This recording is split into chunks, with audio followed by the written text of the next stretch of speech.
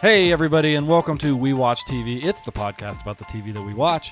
I am Daniel. She is Hope. And this is a very special supercut. Yes.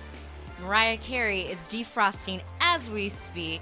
So we know you guys are itching away to get our takes on the Agatha All Alone and Only Murders in the Building finales. But this just gives you more time to catch up, ruminate on those episodes, because we'll be coming out next week with our thoughts on that.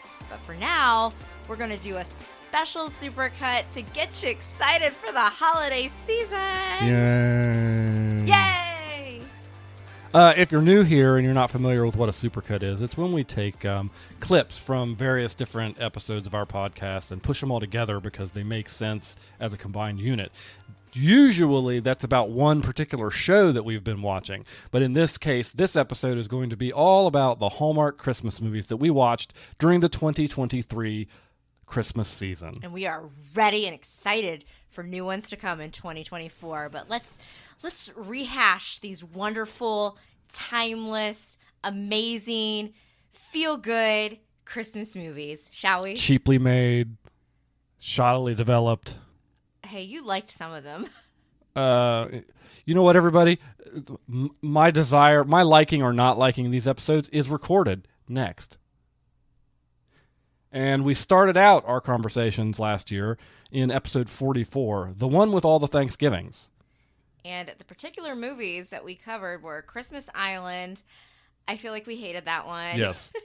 It had the guy that I think that's the Looks one like a pencil. Yes. And then A Merry Scottish Christmas with Gretchen Wieners herself, Lacey Chabert. I was going to wait and talk about that one later, but do you want to kick it off? Sure, fine. All right. We watched 2 Hallmark Christmas movies. The greatest time of year is when the Hallmark movies come out.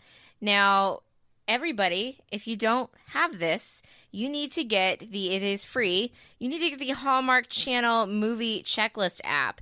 You can get alerts when the premieres are. What? Nothing. What was that? Nothing. And then you can check off the movies that you've seen. It's something that my friends and I and your mom gets into it. We do it every year. It's fun to keep track of. So we have watched Christmas Island. It's the one with Andrew Walker. He's a classic Hallmark lead. You think he looks like a what? A pencil. Why do you think he looks like a pencil? I don't know. And even though I think he's cute, I'm inclined to agree a little bit. It's just because he's like tall, right? I don't know how tall he is. Yeah, He just very something about him says pencil. Like a number 2 pencil. Yeah, not like a mechanical pencil, just like an old school. Well, we watched Christmas Island, and then we watched A Merry Scottish Christmas. That's what we've watched so far. Only 2. They started the movies this year, I think, like October 20th, which is insane to me. They started it before Halloween. I always make it a rule that I don't watch anything Christmas related until at least November 1st, but it really kind of got going late this year on it. So Daniel settled in and watched 2 of them with me. One was way better than the other one. Which one did you like the best? The Scottish one, even though the Scottish one blared those bagpipes. They really wanted to drive home Blared the point, the like, bagpipes. hey, we're in Scotland. I thought A Merry Scottish Christmas blew the other one to bits. I could see why Christmas Island, even with their, main male lead, Andrew Walker, who's in so many Hallmark Christmas movies, I can see why that was one of the earlier sets of movies. Well, you had Pencil Man. And you had Villain Eyes as your and apparently female lead. That actress did play the villain for, I think she's a reformed villain, but on the Batgirl show on the CW. Like she just has that eye profile of Disney villain. She was a pilot. She's piloting the rich family who discovered the joy of being together when they got trapped in Nova Scotia in a place called Christmas Island. It has, whoever watches Virgin River on here, Charmaine played Andrew Walker's sister in the movie, the Pencil Man's sister, and she was like the mayor of the town, and I instantly heard her voice, and I was very triggered because we don't like Charmaine on that show. All I know is... So negative points for that. They're stuck on the island because of weather. And yet, the entire movie, when they're outside walking around, they're trying to get to Europe, and so they're stuck. This was like one of the last places they had to stop in Nova Scotia because the Atlantic was all messed up with weather, except... The entire movie, when they're outside doing activities in this town, it's like sunny skies. There's no snow So all falling. Hallmark movies But are. every time they're at the airport, that's when there's snow. I say snow. It was about the worst like CGI well, we snow. had to I have could- our kiss in the snow. But that's a movie they had a kiss before the end scene. Hallmark's been deviating on that. I noticed that last year too. It used to be you did not kiss until like 2 seconds to go until the credits. But they had a kiss. They've been going off the script a little bit lately. And that was a kiss. I felt like that was a kiss almost with tongue. A little racy there, What Hallmark smut? Channel. That movie, I would call it, not even mid. That was a stinker. Let's call it what it is. That one wasn't very good. It wasn't good. I've seen worse, but yeah, I agree. Now, A Merry Scottish Christmas, that's one of Lacey's. She's like the queen of the Hallmark Channel.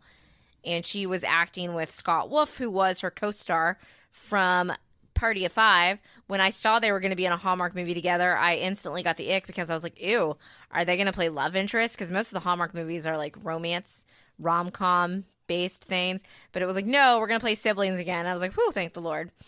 I thought that one was really good. I liked it that the A plot was more like the family drama and, who's going to be, they apparently their mother was like a secret like duchess, but she like decided, she didn't want to do that because she fell in love with an American and she left. So they didn't know that their family had like royal ties to this Scottish place. It's a good thing that the A plot wasn't the love interest because the love interest in this one was kind of a dud. It wasn't good. I think they didn't even need to give I Lacey's don't think character they a love needed one. interest.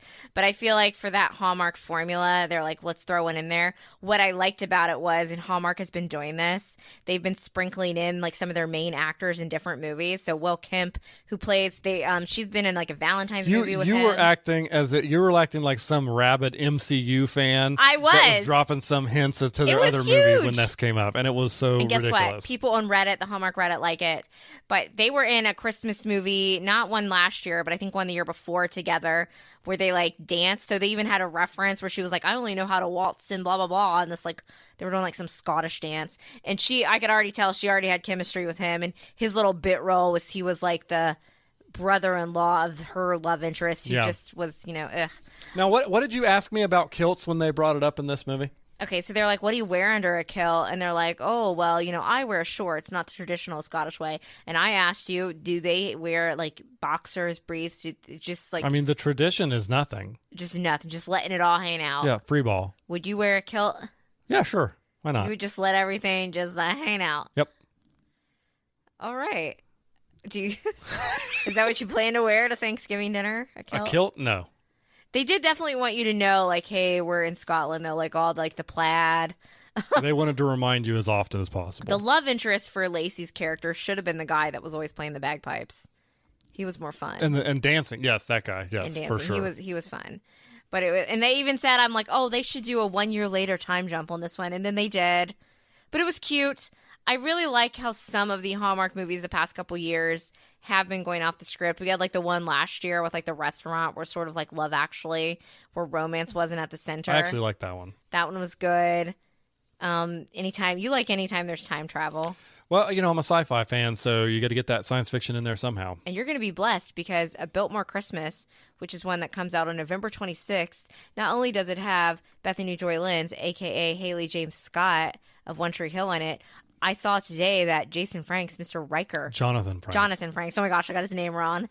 Jonathan Franks. I just call him Riker. Yeah. He's going to be in it. You got me excited. I wonder if he directs it as well. Who knows? I guess we'll find out. So those are the two Hallmark movies we have. We're going to be coming at. Don't you guys worry, you pretty little heads off. We're going to be given some whatever movies I'm we watch. worried about it. We might not watch them all. You might I not certainly won't all. watch them all. You're going to watch A Biltmore Christmas though. Yeah, I'll watch that one. And we're going to give you some takes on our Hallmark Christmas stuff. After that, we continued our conversation in episode 45. It is your birthday, part 2. And I guess for your birthday, Daniel, we watched quite a few. Holiday Road. That was the one where they all go on the road trip, I think. And then like she like hooks up with the guy like in the van. They get stranded or something. I know you remember this one. Yeah, I remember it, unfortunately.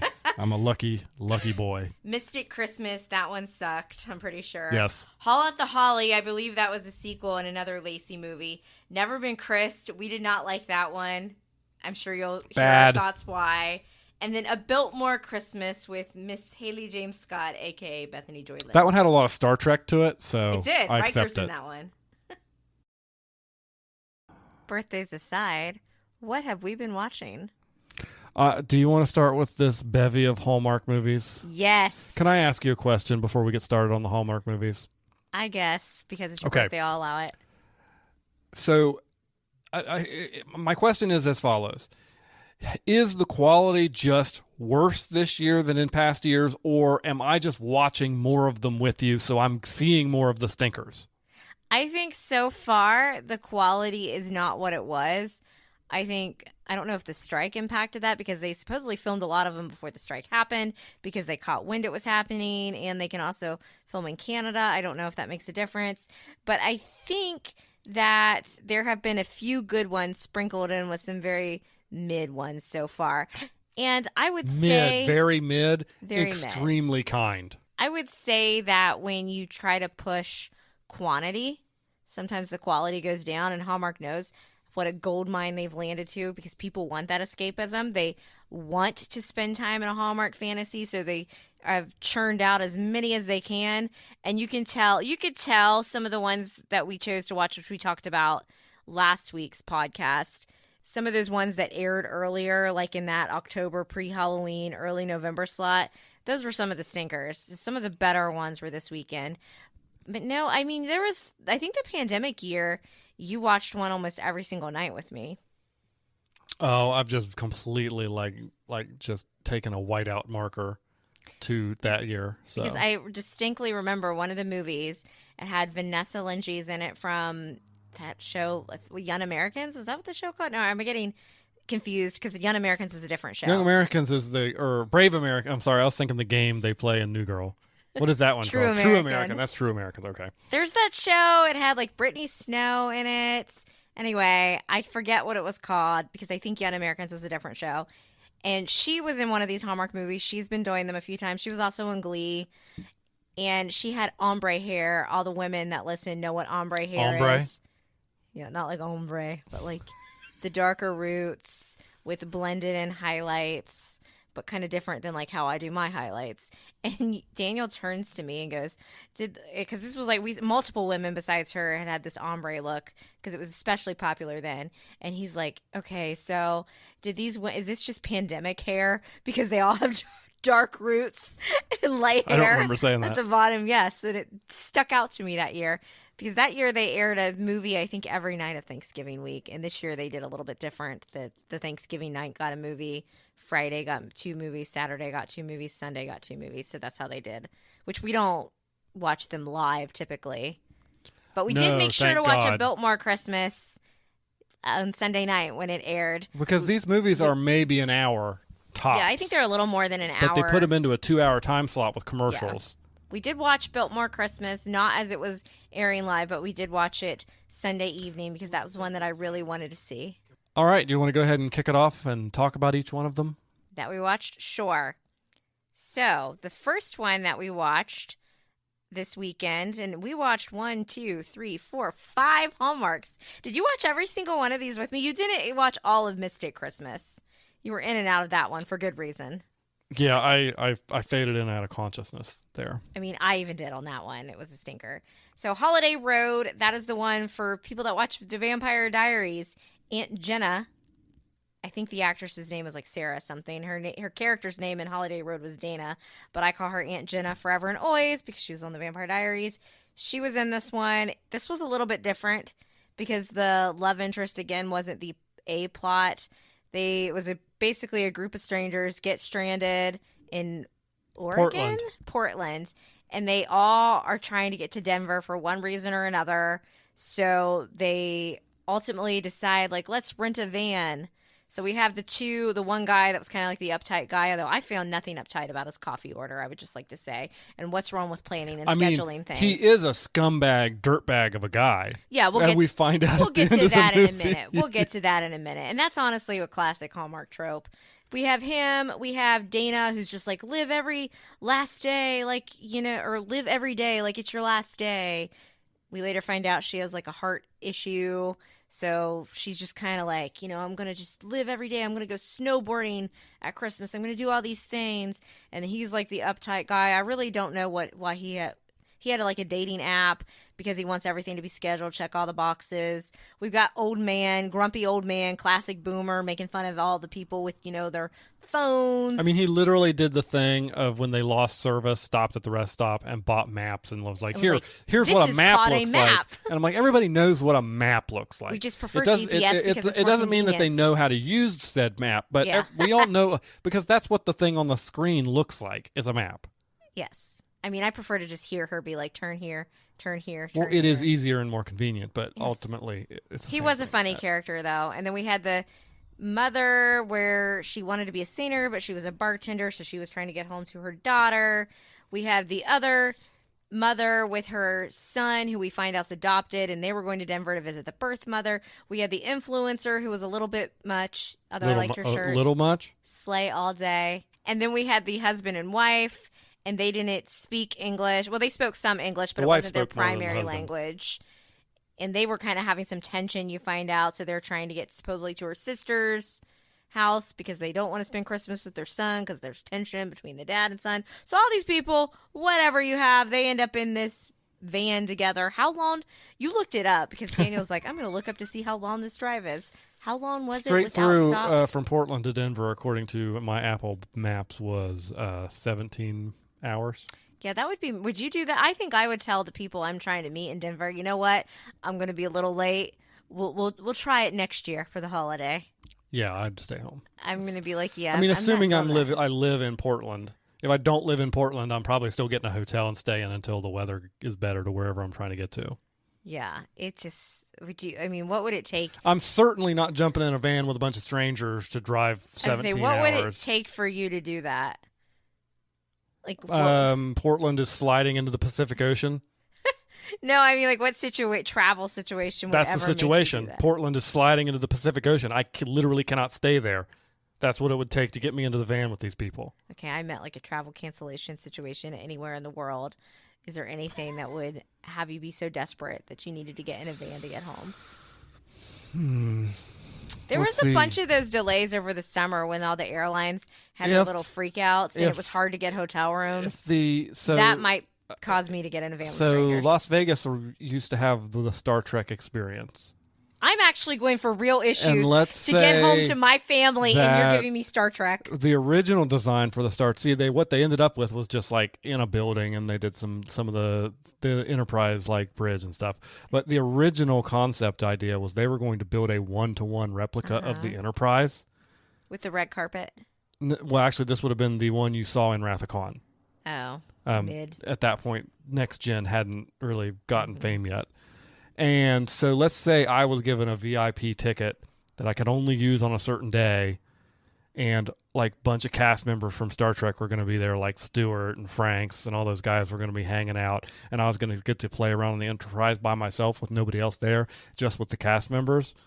Now maybe I would get into a van with strangers to get there on time. All right, everyone. So I would choose to get in a van with strangers to get home to my family, and Daniel would choose it for Star Trek.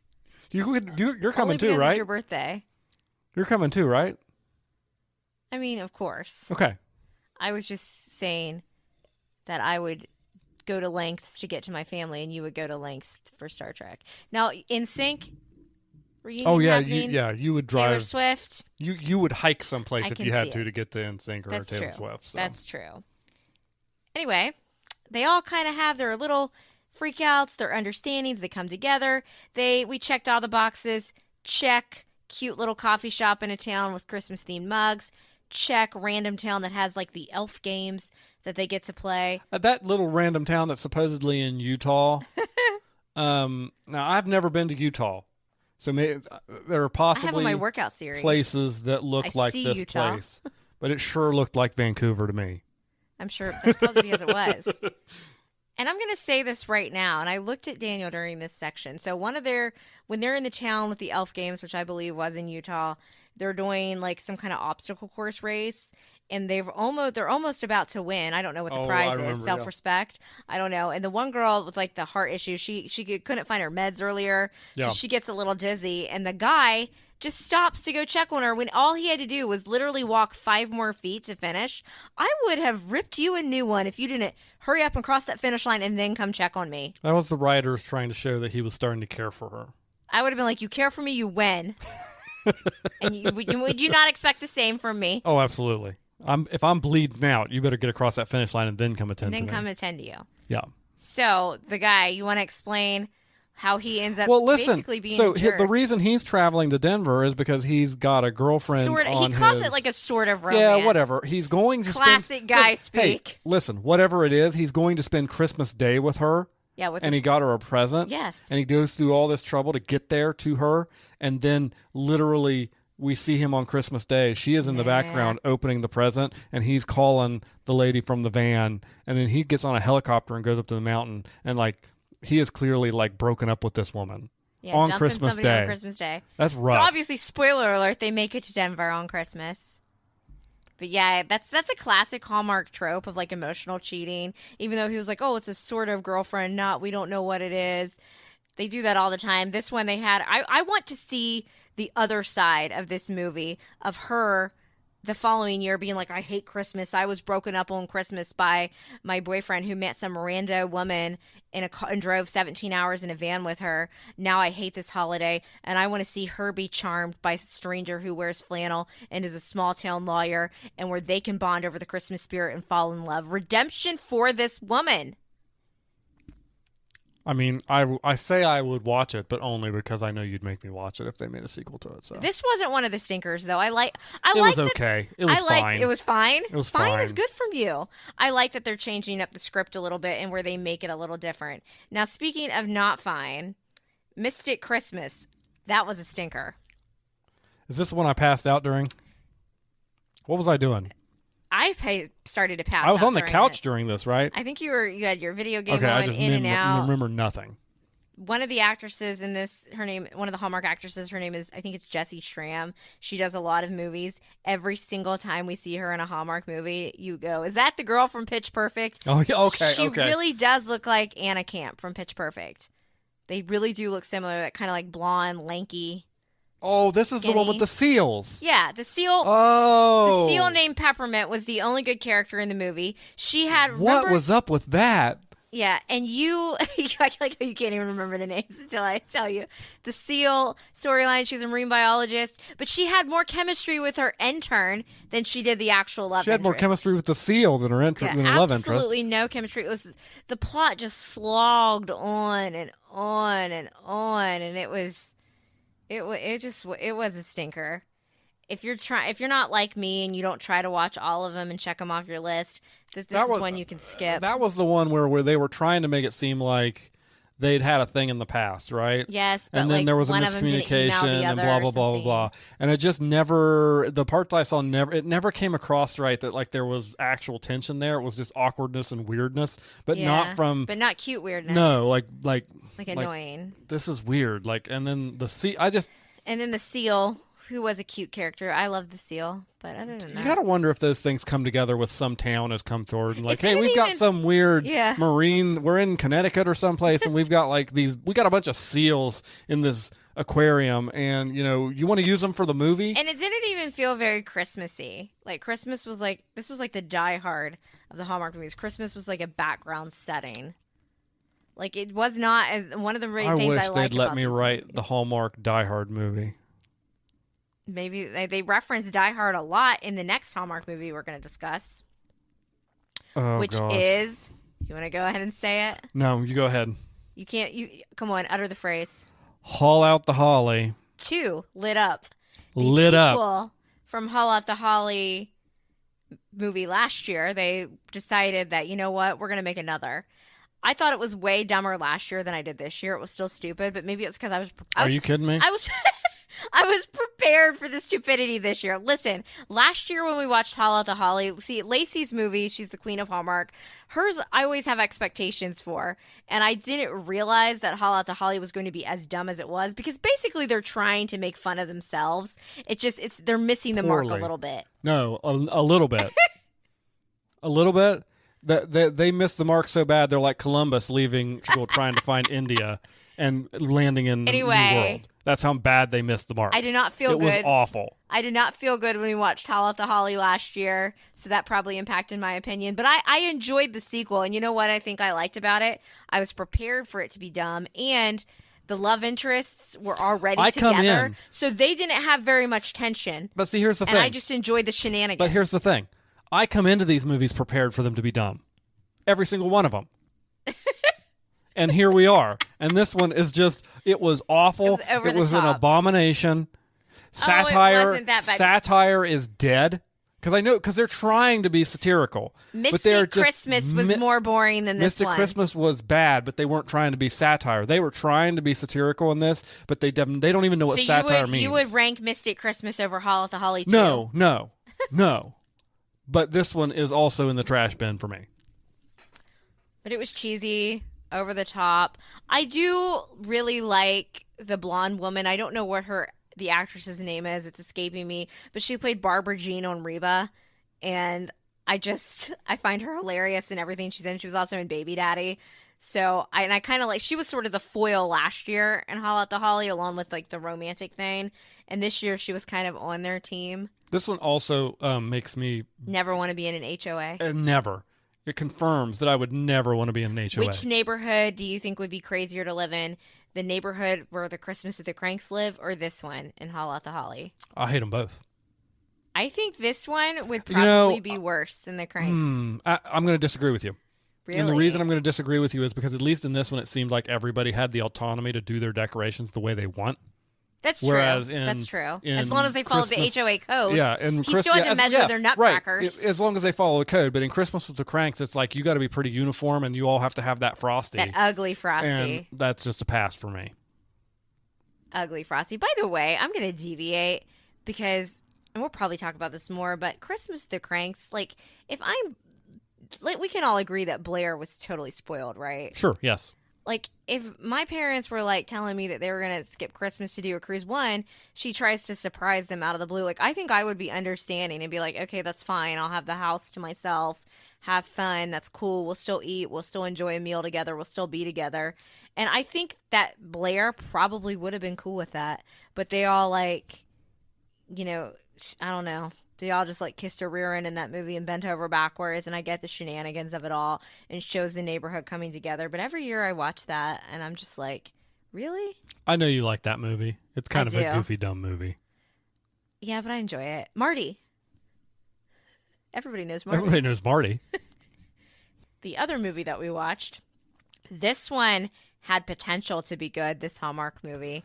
And then they really missed the mark. They ruined it at the end. They ruined it at the end. They had a golden opportunity. I even believe. Golden opportunity. I'm going to go to our last movie. Because you were enjoying it while we were watching it. I'm going to say that, like, similar to the last movie, this had a script. There is a script that could be uncovered somewhere that had the ending to this movie that you should name now. That could have never been kissed. Get it? Like, never been kissed. They both had a crush on a guy named Chris, played by Tyler Hines, who's one of my favorite Hallmark males. I like him more than the Pencil Man, Andrew Walker. Tyler Hines is probably my favorite. I liked him better last year in the one with the baby. 3 Wise Men and a Baby. Yeah. Yeah, that was, and he definitely fit my type of man, grumpy. They had the opportunity because both of they play it off as like because the plot and the conflict was more about the two best friends, yes, than necessarily the romantic right. interest. But about midway through the movie, he has come off as a vegan, but then we see him eating fish twice. He eats, and I start thinking, oh please let him be an absolute piece of trash. Like, he's just trying to play these girls to get, what a guy would want out of them. Yes. And he's just saying what he thinks they want to hear. And at the end, they dump him and realize that them as friends is the thing that actually matters. And they were so close. I thought they were going to do it. And then they pulled back at the last minute and redeemed him and let him had be a little bit of a half-decent character and a romance. Yeah. And I'm just going to say that he had more chemistry with the blonde, and that seemed to be the one he liked the best. But because she wasn't outwardly fawning all over him and admitting a crush, he decided to go for the other one that he even said, like, you made me feel like Chris Silver again. Like, basically, she was good for his ego. So I started to think the same thing, especially when we saw him. He put the salmon on at the Hanukkah meal, because this is some Hanukkah and some Christmas in it. And then he ate her salmon off her plate when she went up to go... Yeah. like talk to somebody or do something. I'm not sure. So they were so close. They were so close. Just a couple different plot changes make him like he was that guy that like was, had another girl every week in high school, and they should and I wish they would have made him be that same guy, and he didn't change, but he was trying to pretend like he had, and then they find through the fight between the two about him that the true thing they needed was their friendship. Even when he was on the date and he ate her like fish, he was basically like, "Oh, well, what if you just move here?" And like already being like red flag. Yeah. And we're not saying the two best friends needed to be like romantically together, but I didn't really like the guy part of it, and you could tell the blonde one kind of like got over it and didn't really care. Well, she was more focused on like the friendship. They were very codependent as friends. They even made a ha-ha reference to the Bechdel test in this movie, which is the whole thing about like if you're watching a movie and there's two female characters, do they have any conversation with each other other than about the main male character? They even made a ha-ha thing about that, and then the whole movie was about them talking about that guy the whole time. Yeah.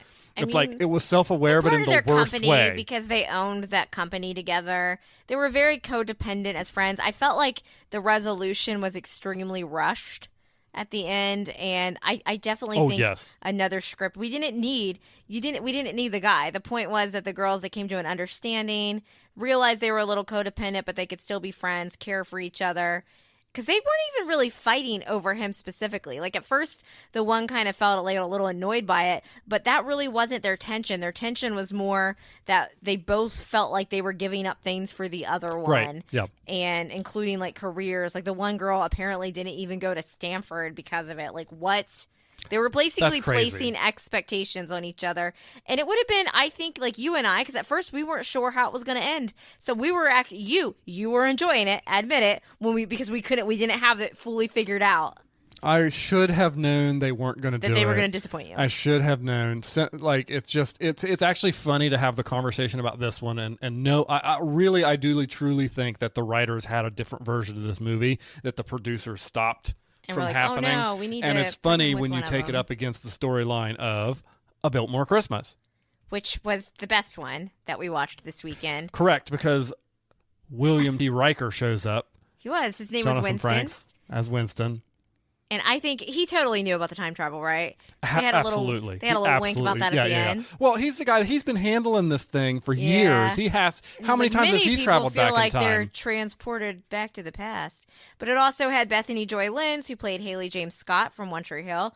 I think she does a great job in any Hallmark movie she's in. People always comment on Reddit that aren't even One Tree Hill fans, because yes, I'm in the Hallmark Reddit, about how Joy always seems to have chemistry with like every guy she's in the Hallmark movies with. I mean, I'm not gonna. I think they had really good chemistry. I don't want to put down like Lacey or any of the others, but I think she's probably the best actress. I think so. Lacey is good and brings that cute little charm, and she's the queen of Hallmark, but pure acting and having chemistry with the person they're opposite of, I think Joy definitely is the best at that. And her movies that she's done have been some of the best. I actually followed the filming of this one back, which they filmed it. For some reason, I thought it was March. It was actually in January because they wanted it to feel as Christmassy as possible. So it was one that they filmed early last year. And I would follow to actually her. Be cold instead of all the actors are sweating their butts off with like in July. With giant coats on in July. And you can see this nice summer sun and sky in the background while there's fake snow everywhere. Yeah, apparently Christmas at Graceland, which was one from a few years ago, they filmed that in July, and people, like extras that got to be on the set, said it was like super duper hot in July, and they all had coats on and everything. But this one, they actually filmed it in January. I was looking forward to it because the cast did actually all stay at the Biltmore, so I would watch behind the scenes. We got time travel. A time travel mess around. You can't go wrong. And Unless you break your own rules, which they didn't actually. Every question you had regarding the time travel, they answered. Well, so you have to give have one. The only question I have about the time travel is when you turn the thing, how does it determine how far back in time you're going? Is it just 80 years, or is it like how's that work? I don't know.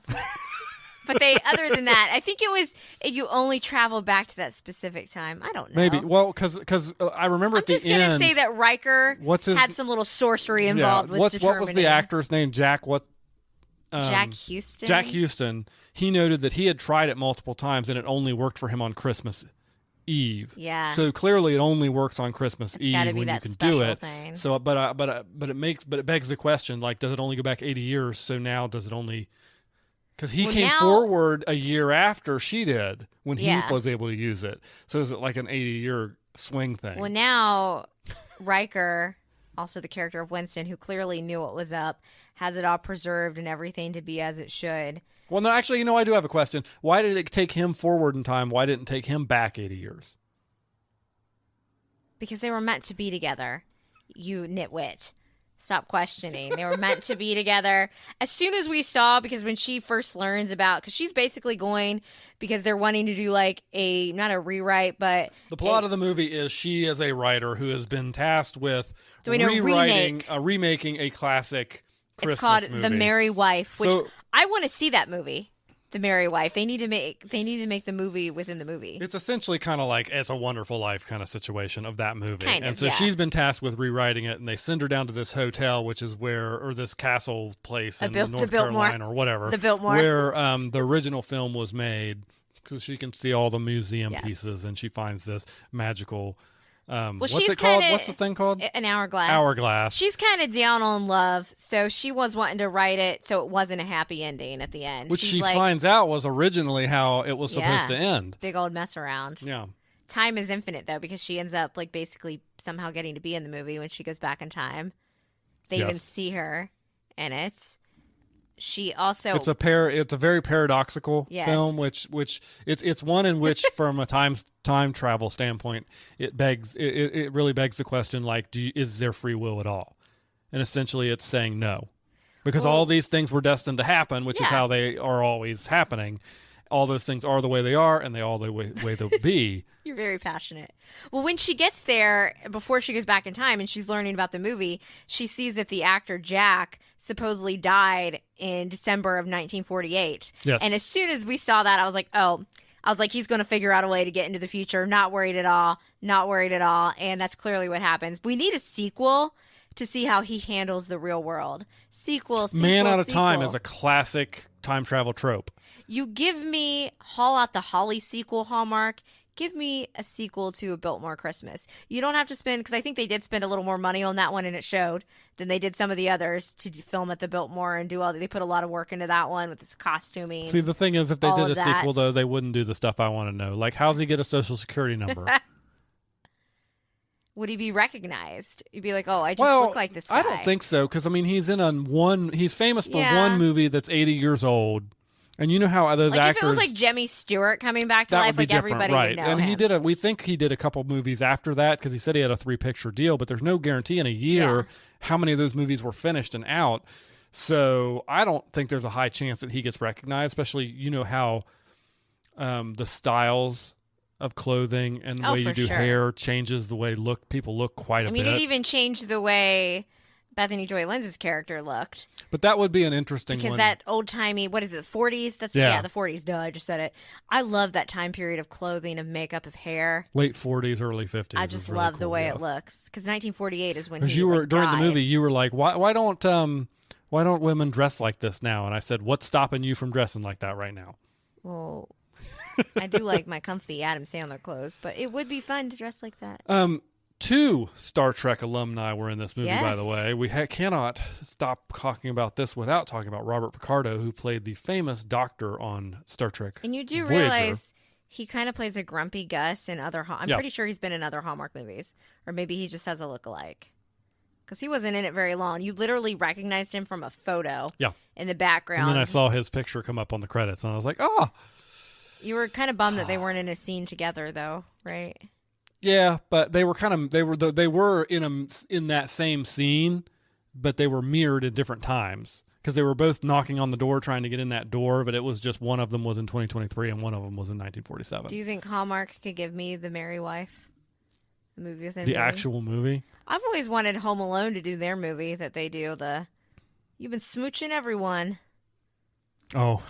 Leave it on the doorstep and get the hell out of here. I don't think Hallmark did as good a job making it look like an actual old-timey movie as Home Alone did. Home Alone.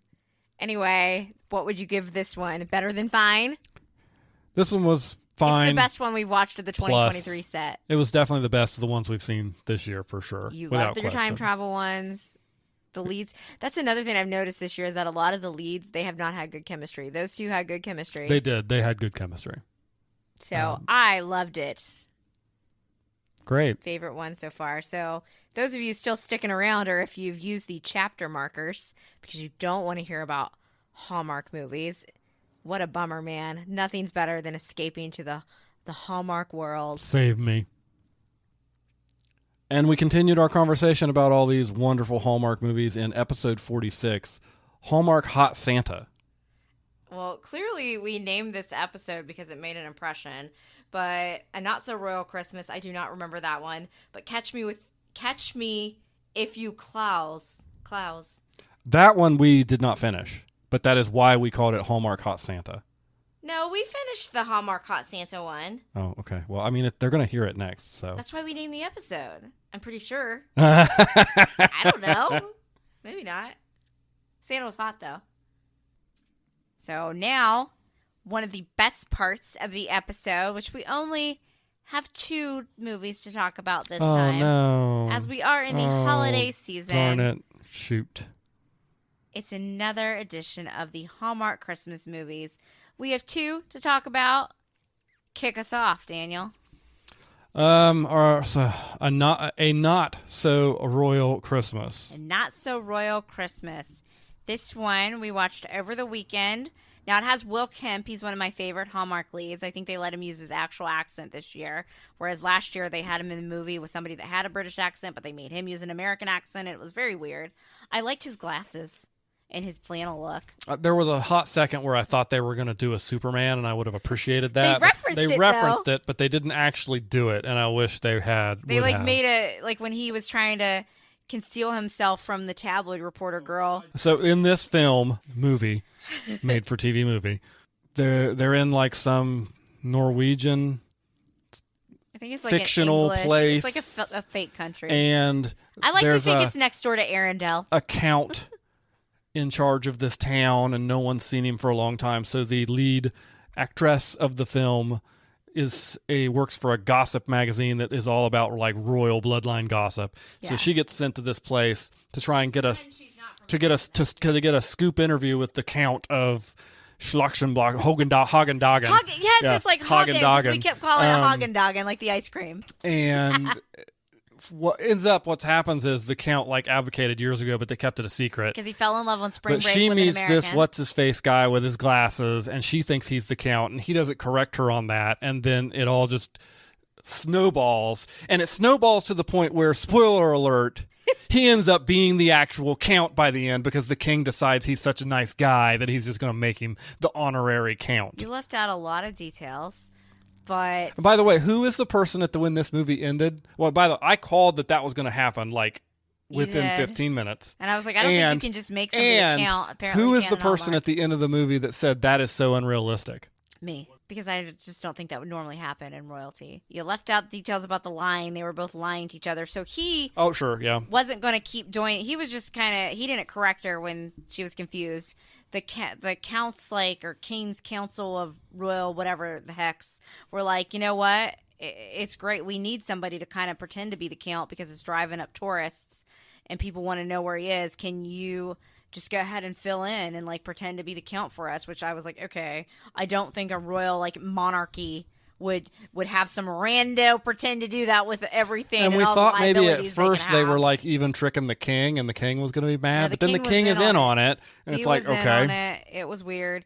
But she does work for a gossip tabloid, but she pretended that she was with a more legitimate publication. So first off, I'm like, okay, these royal council, whatever, that are making this guy pretend, they're obviously crap because they didn't ask to actually see her press pass. They didn't ask for credentials of any kind. No credentials whatsoever to verify who this woman was. So they're both lying. They fall in love. Spoiler alert, but they're both lying to each other. It's kind of like a how to lose a guy in 10 days type of lie where both the parties are lying to each other. They both get mad. I mean, he's lying to a whole country, though. She kind of points that out. But they did. Now we can get into the Superman joke. So he tries to, before everything kind of gets out of hand, he's at a bar with his friend. and he puts the glasses on, and you're like, oh, what is it, like Sneeze. Superman? Yeah, And then what they do, they did reference Superman, but I was referenced it. really hoping she would walk by, see him, not recognize him because of the glasses, and they would just go on with that. But There's alas, always the Superman thing, and then for like women, and that not another teen movie did this trope: the glasses and ponytail. When a woman takes her glasses and her ponytail off, suddenly she's hot. There's always that trope in movies too. I like glasses on a woman, so I don't know what the deal is with that. Well, thank you. I'm wearing my glasses right now. I know. So that one, I normally Stinker. I normally don't like hate the royal ones. I think some of the royal ones can be bad. Some of them can be, good. This one, mid. It was kind of boring, and it was weird. Was it not edited weird? There to was you? a couple cuts and edits and scenes That that made almost no sense. seemed out of order. It seemed like they cut a scene. Yeah, and then Where something should have I been. point out you didn't see the first one, but you saw the second blue screen. I thought it was a green screen. Whatever. They use both colors. I can't tell you what color it is because it's not there on the screen. But Okay. it was clearly a digital backdrop that they had put on, And not a good one. not a good one. And it was obvious that they had to come do some pickups at the last minute. They may have even had to do those post strike. Because that's how There kind was of some very haphazard they jarring- looked. Like the scene where they kissed or almost kissed for the first time was so jarring and out of place. Yes. Like it just seemed like it was started supposed in to have mid been. conversation. Well, they had that dinner Yeah. at the palace. That scene where they almost kissed seemed like it should have been after that. Yeah, it was very weird. It was very strange. Strangely edited together. I think this one may have been filming during right up to the limit of when the strike took place, and they had to just work with what they had. So the other one we watched, I actually loved though, and I went into this one thinking it was going to be silly. Catch Me If You Claus. Also a stinker. Not a stinker. Don't listen to him. This one was good. Did you not think it was better than a Not So Royal Christmas? Sure, but the difference between a 3 and a 5 and a 4 on a ranking scale, still a stinker. You are incorrect. This one was good. Give us your synopsis. Go. Oh gosh, boy, I have to say the other one must have left more of an impact on me on my brain. This one was so She much works. better. Okay, the main character works at a In movie, Dayton, Ohio. at a not a movie theater at the TV station in Dayton, Ohio, Not the same thing. and she writes reports, and she's trying to get on air. Yes. And so at some point the weekend person gets sick, and And it's not the weekend they've person. got a Christmas Day thing coming up. Nobody watches the news on Christmas Day. gosh. And they're like, hey, do you want to, can you fill in on Christmas Day? And she's like, yeah, I'll be there.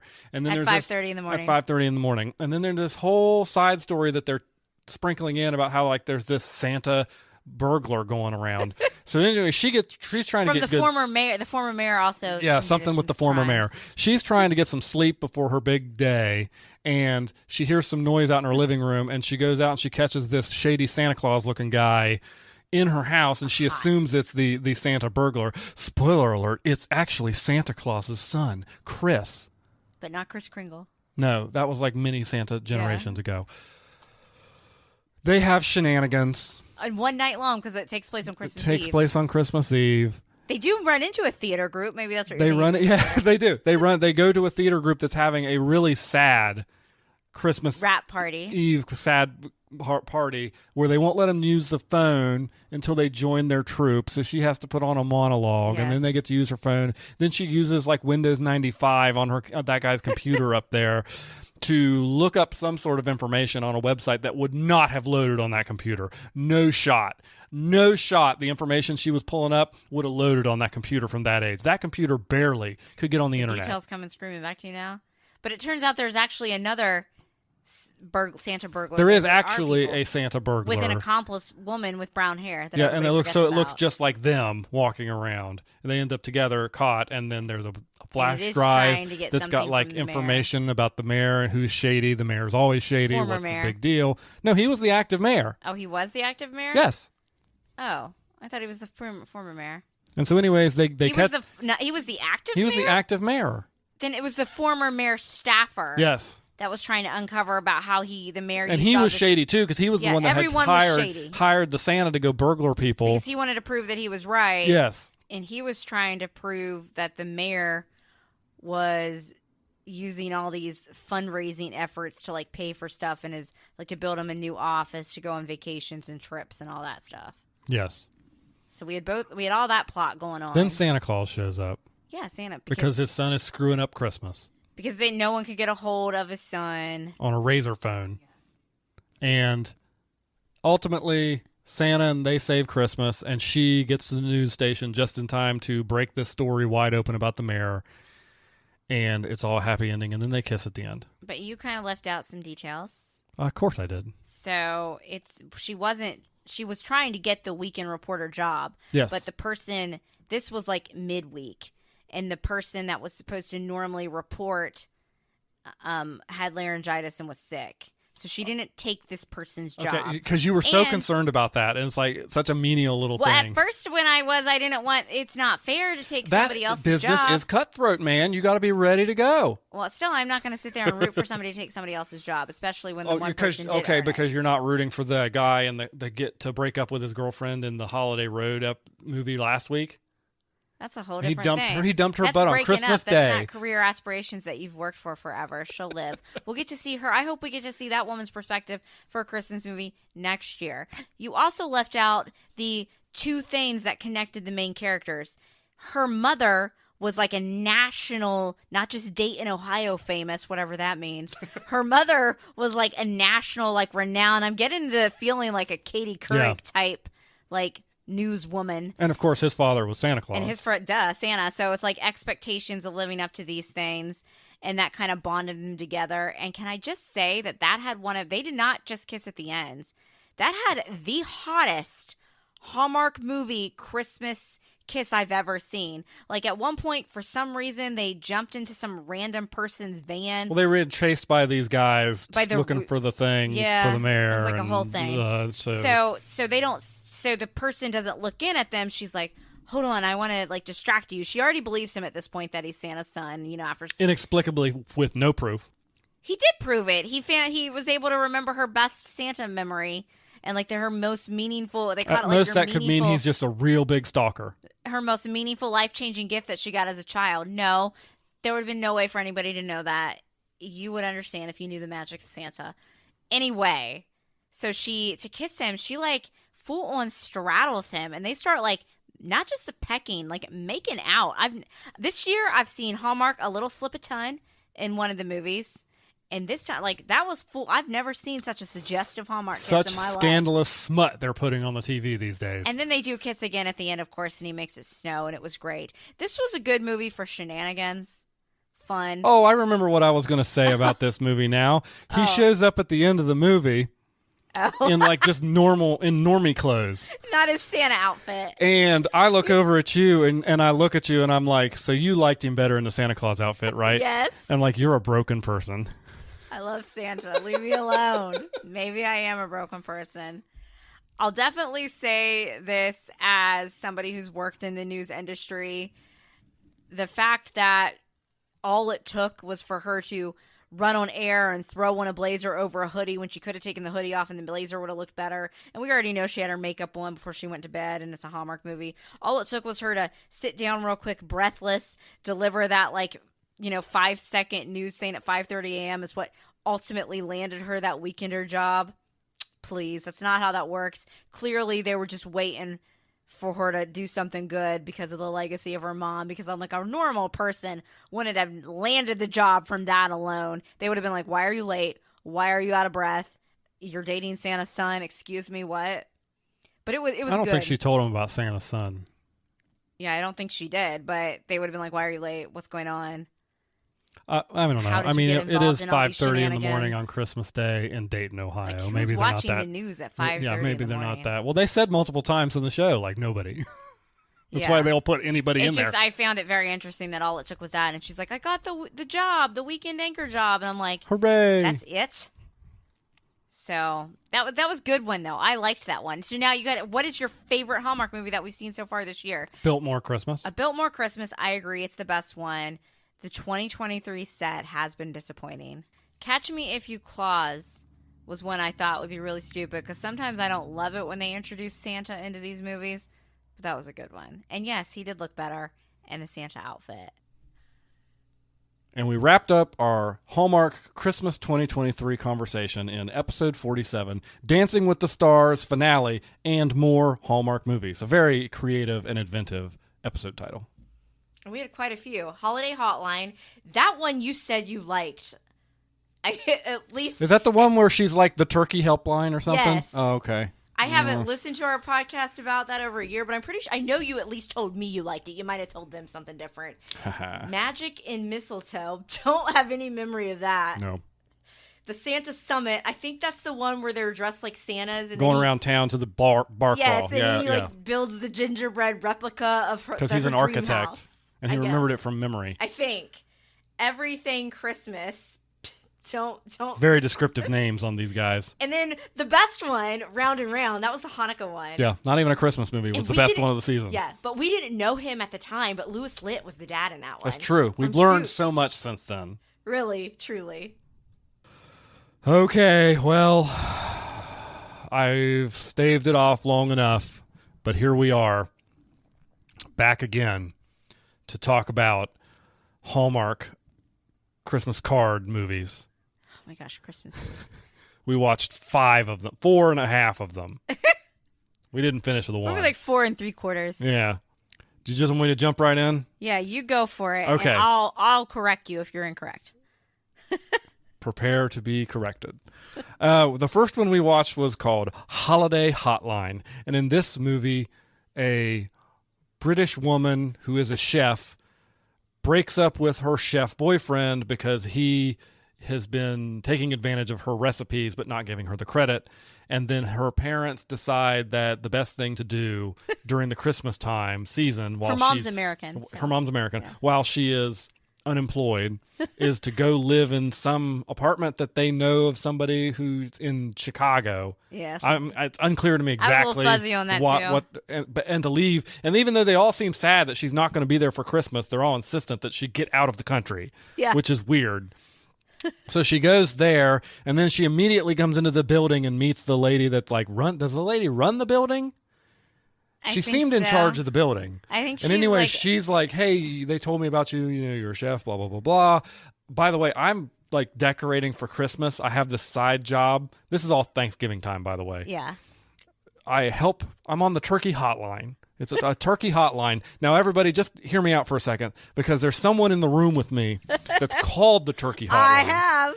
It's a hotline that you call to get help with your Thanksgiving, Christmas dinner needs. Yes, specifically it's a real thing. The turkey. She ends up going to work, helping people cook their holiday turkeys, and she decides after a few conversations to use an American accent because like people were like, well, how do you know how to cook a turkey? You're from England. I don't really think that many people are going to be that critical of her accent, but whatever. It serves the plot of the movie. And she ends up talking to a guy who is really into doorknobs in real life, but then he also calls the turkey hotline because, you know. They meet in real life, though. Yeah, take your shot, dead wife. And so she's using her American accent on the phone, helping him with the turkey, and they're getting real flirty. And they don't know. This is way flirtier than anybody should be getting on the turkey help hotline. Yeah. But I'm going to be honest with you. I don't think that's the most unrealistic thing about this movie, because I bet you that like there's been flirtation on the turkey help hotline. Even though one could be an uggo, but go on. Hey, you never know. But he's also into doorknobs, and they meet in real life when she has a British accent. Am I wrong? No. How many times? He preserves old buildings, so when they meet in person, they don't know that it's the other one. And she had accidentally pulled her doorknob off, and he bought her he restored the doorknob. So, anyways, he starts getting real confused because he's like, actually, I think I love both of these women, which is weird because one of them's online. It's just on the phone. It's just a turkey help hotline. She discovered, and they each use different names. And they use different names, yeah. Because he used a different name when he called the hotline. Yeah, because it was weird because he said it was his name, but it's like John or Jack or something. I don't know. How is Jack short for John? I don't know. I think his brother asked him that too. I don't. So she ends up finding out who it is.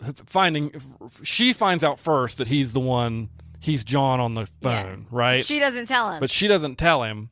And so, of course, the conflict at the end of the movie is that he feels all Lies, betrayed and lied deception. to because he fell in love with Peggy Peggy on the phone, but also June in real life. What's her name? But they're the same person. Her name is June. Her name is not June. What's her name? I don't even know. It doesn't matter because the point is they have their conflict and they end up getting together in the end when he recognizes Big some shocker. crap. I don't know. That's your synopsis for Holiday Hotline. What did you think of this one? Wow. Okay, so her name's Abby, not June. All right, I'll take that correction. So one of my favorite parts, because I would have been the same way, when she discovers that it's him and she doesn't tell him, and she is talking to him as Peggy in the American accent when he calls back, and he's basically like almost in a way saying like, I gotta back this off, I found somebody, and she's like mad about it. And I'm like, I would have been mad about it too. And the one guy that's like been showing up in the different Hallmark movies with the big eyes, that's like her like boss, is like, but is he like, you know, ghosting you for you? Like, what's going on? He's like in like, even though she's the same person, and I'm like, oh, I would have totally been irritated with that. Yeah, I mean, it's not a completely unrealistic like conflict. It's like the Pina Colada song. Like, there's no way either of those people could have gotten mad at each other since one put an ad in the paper and the other went looking, and they're like, I thought it was you.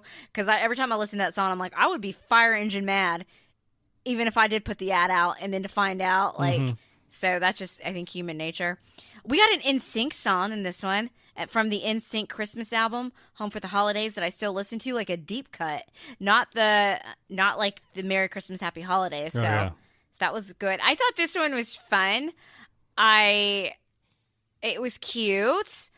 I mean, I enjoyed it. I think you pretty much covered everything with. Did I do a good job? That is literally not what you said the other night for fine. You said you would put this one in your top 3 of the sets so far for 2023. Well, that still doesn't make it fine. It's a ranking system. Okay.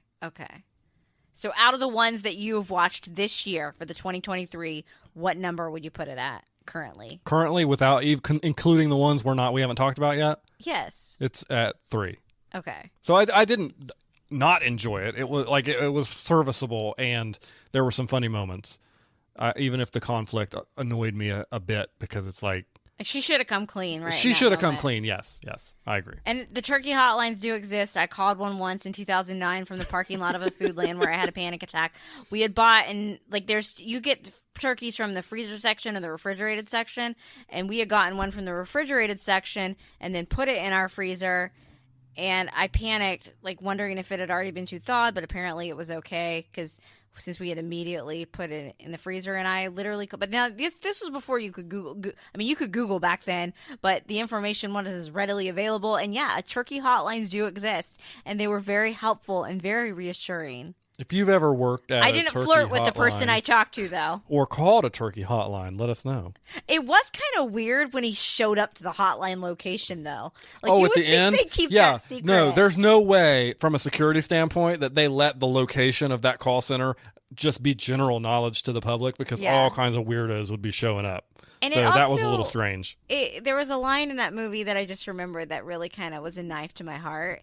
Somebody called in and asked if they could defrost a turkey that their grandma had in their freezer since 1999. I think it was the one lady that was testing, because she wasn't being serious. It was the woman that's like runs the apartment building. And she was like testing to see if she was doing a good job. And I was like, oh, that's just a few years old. And they're like, how many years ago was 1999 at this point? Like 25-ish. Yeah, that cut. 24-ish, I don't know. That cut. I'm not mathing today, but anyways, after Holiday Hotline, we watched Magic in Mistletoe. In this holiday Hallmark, the card company film, we meet grumpy author guy who puts out they say a social media. It was obviously a tweet, but they just didn't want to say tweet because no one knows if it's tweet or X. Didn't they say days. tweet in the movie? I don't remember. I don't remember either. And he's about how Christmas is a scam, blah, blah, blah, and it's all for money and stuff. And then the main female actress works at the publishing company who publishes his books. He's apparently like big time, like major I got the impression author, he was like J.K. Rowling, Stephen King style, like yeah. even though it's only his 5th book that they're publishing, but whatever. Mistletoe series, and he was like 18. Yeah, when he and published the first one. anyways, she is sent out to wrangle him and take him back to his hometown of Mistletoe to participate in the holiday festivities in an order to rectify his career and make sure that people don't think too poorly of him. And shenanigans ensue. They fall in love. He finds he realizes that what had been missing was because drink twice, 2 dead parents. And she is a dead parent. Oh, three shots for dead parents in this movie. So if you're keeping track at home. And and so he finds out that the thing that has turned him so sour on the holidays is the fact that his parents are gone, and he hadn't decorated his house, and Christmas wasn't the same. And I think that's something that everybody reasonable. can kind of sympathize with. But so anyways, they make it all feel better at the end. So once again, you summed up that well. You did not mention that the actor Paul Campbell was Billy on Battlestar Galactica. So I always say Billy deserved better on Battlestar Galactica. He was only in season 1, right? I think so. He deserved better than what he got. But now the actor has found his home at Hallmark Movies. We had another Hallmark MCU style like cameo thing. Paul Campbell writes a lot of movies with Kimberly Sustad. They've been in a movie together before. She had a little cameo at the beginning when he was getting coffee. I really like that Hallmark's doing that, even though the movies this year have been kind of a bust. I enjoy them being like an MCU type Hallmark universe. I do have to criticize how the woman that worked at the publishing company handled this entire situation. Number one, PR 101. You can, yes, sometimes bad publicity could be good publicity. You know what she should have done? She should have made it just meta. Like, he's lost the Christmas spirit. Find out what happens when he gets it back when the new book comes out. That would have been a great way to play off that. I've seen people do that before. You could have done like Easter eggs, almost like Taylor Swift style, when we try to figure out when she drops her new albums, what she's got going on. You could have made it a whole thing. But then I guess they wouldn't have gone to his hometown. A little unprofessional, flirting on the job and everything. And she was, as you said, on our run earlier when we were talking about this. We were talking about while we were running because we're super cool people. She was a huge fan of his books too, so they should have maybe had somebody else come in and work on that. But it was all right. And I do think even though she said, she gets him to come to the town and do the stuff because she threatens to sue him for breach of contract. And then she said, we wouldn't actually sue you because if you're talking about, we'd be reiterating what you were talking about, how the Christmas season is all about money, blah, blah, blah, blah, blah. I do like how her boss ended up just being like a normal, regular person and not a terrible boss. Yeah, this was one of the better bosses. But in, as a whole, this one was just, it was all right. Next up, we have the Santa Summit. This feels like a lot happened in this one. So I'm trying to like wash it over me here real quick to give a good synopsis. So with your mind palace. Enter into my mind palace. So these 3 teachers, they are all women, and they all teach at a school of indeterminate age. It looked like middle school. Yeah, maybe middle school. And one of them decides to drag the other 2 to this Santa Summit. And I have to say, the Santa Summit looked fun. Out of all of the Hallmarky type of festivals, events, craft things, gingerbread contests, this actually looked like something that was fun. Do you not agree? I mean, it's basically just a bar crawl, but you're dressed up as Christmas characters. Mostly Santa. A curious tree was in there. A random reindeer, the same guy that worked for the holiday hotline, was a reindeer driving people around. Same person, actually, I think. It's a combined so too. universe. Wink, wink. So anyways, they're waiting, the girls are waiting outside of the first bar to get in. Because you just go to drink, drink and you eat, and it's just a thing. And the main character drops her wallet that has cross-stitching on it of apparently her dream house. And then she has no family around. Drink. So then the main male character shows up with his brother, and they're kind of there to do this, but they're also there to like Get drum up business. business because they're construction people. So they're like, hey, you need construction done in your place. Here we are. And so he finds the pocketbook. She comes back out. They end up having a conversation. It's a wallet, not a pocketbook. Excuse me. I'm sorry. Apologies. And they have a good conversation. They're both wearing their Santa beards, so they don't really even know each other. They go back inside the bar to have a drink, and on the way into the bar, they get like separated and they can't find each other. And so the plot of the movie is going from bar to bar, from place to place. They go sledding at one point. I'm very confused. How in this city they somehow find a hill with sleigh with like snow on it? Anyways, There's karaoke. And they do all the stuff. He ends up meeting all her friends along the way. Yes. And then there's also a B plot romance. Well, there's a B and a C, really. Yeah. Because like the grumpy friend ends up getting with the singer dude. Well, do they get together? They don't kiss. But they do seem to. I suppose not. I think they seem like they enjoy each other's company by the end. Okay. And then the nerdy redhead girl ends up professing her love for the nerdy other teacher guy who she's trying to find the whole time. Hallmark's like, how do we make nerds? We just throw glasses That's on it. already That's all it attractive takes. people and make them talk about Lord of the Conventionally Rings. attractive people, put glasses on them. Nerd. No, Lord of the Rings chatter done. There was a lot of Lord math, of the Rings chatter, actually. Math problem, because of course she was a math teacher. Of course. Not the main character. This is the side character. The side character. I honestly connected with all the side characters and their things much more than I did the main character this one. Yeah. Like, much more. So how does she end up finding the guy? There's a gingerbread house contest, and he can't figure out how to find her, so he goes to the gingerbread house contest on the assumption she's going to walk by there at some point, builds her dream house from what a memory. Photographic memory. Right. He builds it from a cross stitch on a wallet that he saw for like all of 5 minutes, 5 seconds, and builds it, and then puts a note in it. He puts a note in it to say, "Meet me by the Christmas tree," instead of just putting his phone number on the piece of paper. And they meet under the Christmas tree and have a kiss, even though they've only really known each other for like 10 minutes. And like what they connected on was like the most basic thing. Like, what's your favorite food? Tacos. Like anytime, like pizza tacos. Like, how original. Casablanca was their favorite movie, and like you and I talked about that. That is a movie, like, if you're trying to impress somebody, you're going to throw out there. Oh, my favorite movie is Casablanca. You're not going to be like, oh, The Hangover, like I do. So romantic. They don't get together. Spoiler alert for a 70-year-old movie, 80-year-old movie in Casablanca. They don't end up together. Sorry. They don't. So I don't know if that really counts. I mean, it's a romance movie, but I don't know that it really counts in that vein. I'm not saying it's a bad movie. I like the movie, but... You liked this movie, or are you talking about Casablanca? Okay. I was like, wait, what? Don't be ridiculous. This one was all right for me. It was entertaining enough. I wanted to go, like, now... All the drinks they kept drinking, though, because it wasn't just beer, was very sugary, man. and I'm like, I would have been throwing up. Like, they went to the one place, and it was like cider, which I'm assuming was hard cider, and then they put whipped cream on top, and I'm like, they had like these eggnog drinks, these other sugary drinks. Like, I would have been like puking all over the place. I would have been like the messy Santa, sloppy Santa. It would have been bad. It would have been Sloppy bad. So Santa. I don't know. Give this one a run if you've got it. Like, it's not bad. If you're It'll get you bored, through an afternoon. It's a lot better than one of the other ones that we're about to. That's the talk one next. The note it's called Everything Christmas, in parentheses, we did not finish. Not even me. Not even Hope finished it.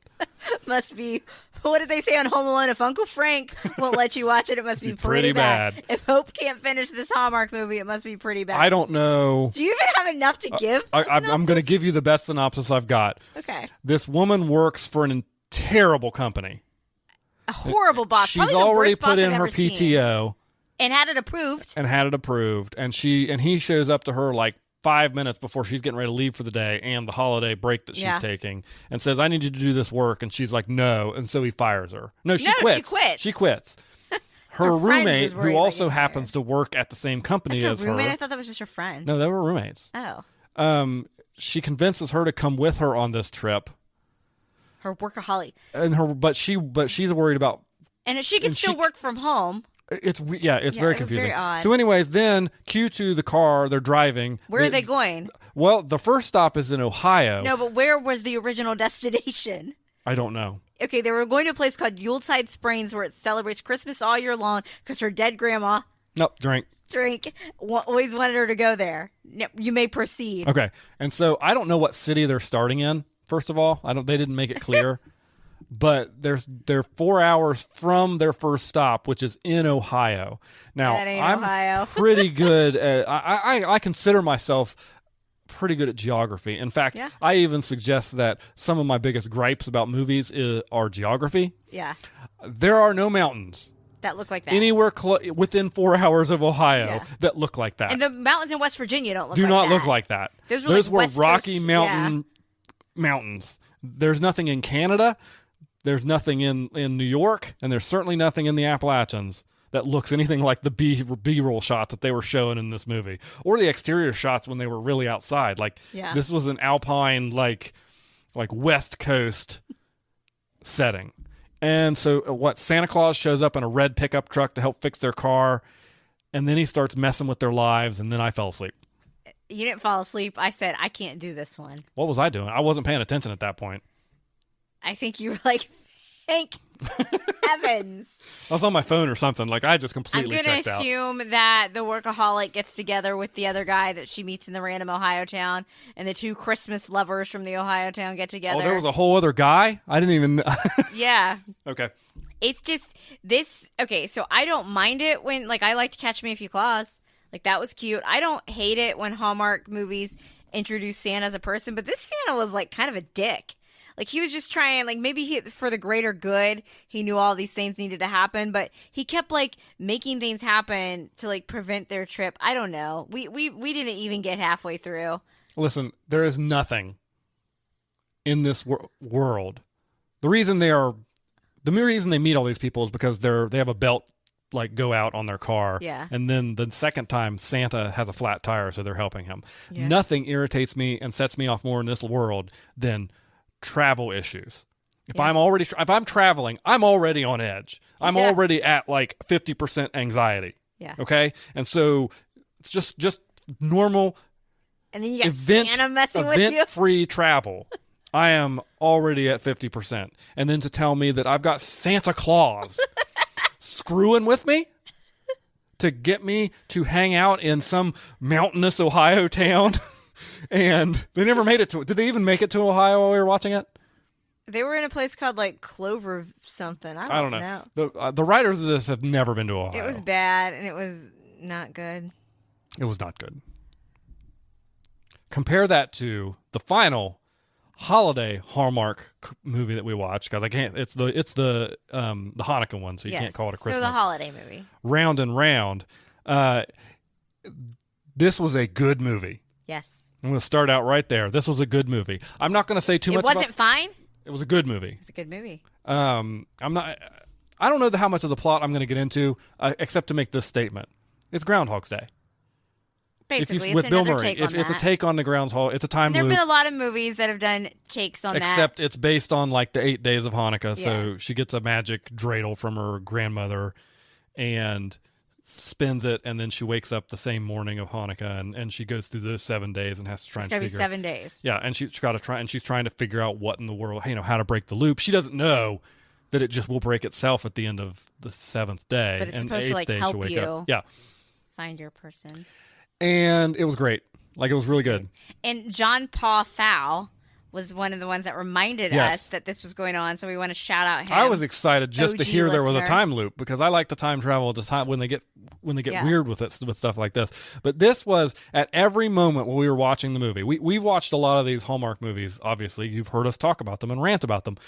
And every time there have been points in some of these movies where I point at and go, man, if they had just made this decision in the writer's room, Yeah. or that decision in the writer's room, this really could have been elevated and been better. And every moment that happened in this movie, they made that decision and Delivered. did it, and it was good. Like, I would put good. this, throw a couple curse words in this, and you could have said this was something on Hulu. Yeah, I agree. It was a really fun movie. Jake Chakowski, Brian Greenberg, Jake Chakowski from One Tree Hill Yep, was in it. and he was the lead male. excellent. Like, he was really good. By the way, he's not aged No, like in not a 20 day. years. Not He a day. really looks exactly the same, so he can definitely play the younger guy. I thought it starts off in your excitement. You forgot to mention this, where she tells the story about how her parents met at like a Jewish like singles party or Yes. something, and her dad was kind of dorky, her mom was DJing. So like partway through it, because you knew something's up with Grandma. I'm like, what about? I think Dad used the dreidel. Right. And then we weren't sure they were going to go there. They delivered on that, like you said. Grandma ends up revealing that that's how she met her husband. Yeah. But then they reveal that Dad and sister. The sister met her wife. Yeah, also using the dreidel. Met their spouses using the dreidel, and I was like, this is awesome. It's a magic dreidel. But then you still got to solve that problem of how does you convince Jake Jagowski's character that you've spent all this time together when he's only really had the 24 hours of the day from the last day on the loop? He did tell her things to tell him when he'd wake up that would that only he would know, which helped. But the whole time he's had this special D&D box that he keeps his D20 in. Yeah. Which again, I don't know what that means. It's a 20-sided dice. Okay, I actually owned D&D dice. Yes, you own at one point in my life. D20. You own Thank a you for D20, that. a pink one. So don't give me that. They're Okay. purple. And anyway, so she's like, let's try this out. And she sticks the dreidel in the box, and all of a sudden all his At memories the come end. back. And now he remembers all the time they spent together. And they played the same song that, like, in the montage scene where he remembers all the moments. You left out, like, one of the best characters, though, from the movie. His friend. Oh, his friend that works at the comic shop, yes. That helps them with time travel. This movie was very nerd-coded, and I appreciated that, and I think that probably helped in my enjoyment. But they didn't they didn't overdo the nerd stuff. Yeah. Like, it wasn't like... It wasn't like the other one, like Lord of the Rings, math, glasses. The only thing I think they overdid, and again, I'm not Jewish, so I can't say for sure if this is the case or not, but I felt like at the beginning they were really throwing Jewish words and terms out there to be like, this is a Jewish movie. Like some of the stereotypical things about like Jewish families like being overbearing. Like they had a group chat where they were talking about her. If we have Jewish listeners who disagree with me, please, I'm happy to know. Let us but know. I just felt like this. Do you even watch these Hallmark movies? Yeah, do you even watch these Hallmark like movies? them? I don't know. This was also weirdly the most like. There was a couple Christmas trees in the movie, like when they picked the grandmother up at I'm assuming the old person's home that she was living at, but they never was not mentioned. It didn't which is come fine up. because it's a holiday movie. This is a Hanukkah one. It was just the other ones that they have done that Hallmark combines Hanukkah in. They still kind of have sprinkled Christmas in. Right. You know, maybe they're like little version of Christmaka. Shout out to Seth Cohen. But this one was just straight up, like, you had the Christmas trees in the background, but, like, why would all of our main characters who are, like, they're not going to be talking about Christmas. No. So, but, like, so the comic book guy. Oh, he's great. One of my favorite scenes. So when she somehow convinces Jake Jagowski. The first day on the loop, or the second day on the loop, she convinces Jake Jagowski that like she is in a time loop. She's Because he's clearly a dork, so he's into it. So he takes her to the comic book shop to meet the comic guy, and they do research with comic books. I mean, I don't know where movies think that the comic books know anything about this stuff, but so they spend time there. The best bet that she's going to get help. Yeah. And so they spend there, and they find there. So they're trying to figure out what is the incident throughout the day that is causing the loop that she needs to fix and prevent. And at one point, they think, well, we need to stop these donuts from being destroyed. And so they're like, well, the only way to do it is for you to get us before we ever. Yeah. Before. And so she ends up showing up at the comic book guy's house first, and then they go to Jake Jagowski's house.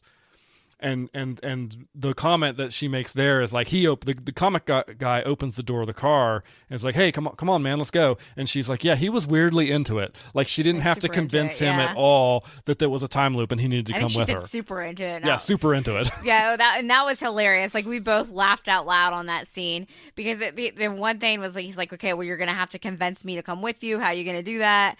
You have to pick us both up, and like you could tell that. Jake Jagowski, that's just what we're calling him. I think his name's Zach in the movie, don't know what but he's Jake Jagowski. Like he's like, well, did you? And he's like, yeah, he was super into it. Like there was just it was funny. Yeah, and he had a little B plot romance. He got yes. her stuck up cousin, closeted nerd. Mm-hmm.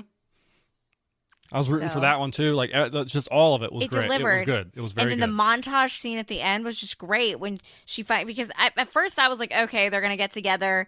It's kind of this like family secret, but it would bum me out that they wouldn't have the memories of how they did that. And that was great. Then when he gets the memories, yeah, it was good. It was very good. It was a good one. So okay, so would you call this your favorite? So this far? is my number one of the year. It's this one, then Biltmore. What about ever? Of all the ever. Hallmark Absolutely. Yes. Now, because it's holiday and it's Hanukkah, though, of just these straight up Christmas ones, Biltmore would still be your number one? For the season, yes. Yes, I would go for the season right now. I would put Round and Round as being better than a Biltmore. because I agree with you. It was really good. It was Oh, really it was good. like miles ahead of Biltmore. And it was funny. And it was like actually funny, not like funny like I'm laughing at this because it's stupid. It was actually like the actual jokes. Yes. All right, well, everybody, thank you so much for tuning into this special supercut. And again, we just want to remind you, episode next week, we will be diving deep into the Agatha All Along finale, Only Murders in the Building finale, and all the other various sitcoms that we've been watching. So tune in, and we'll talk to you next time. Until then, happy holiday season! Yay! Thanks for listening to this episode of We Watch TV, a podcast about the TV shows we watch. You can find more from Hope and Daniel on Instagram at We Watch TV Podcast. Drop us a line if you like the show, have a question, or a recommendation. You can find Hope on Twitter at Lil Runner and Daniel on Twitter at The Real Hobo Dan. Music for today's podcast was provided by Your Tunes from Pixabay. Artwork was created using the AI program Midjourney with prompts written by Daniel.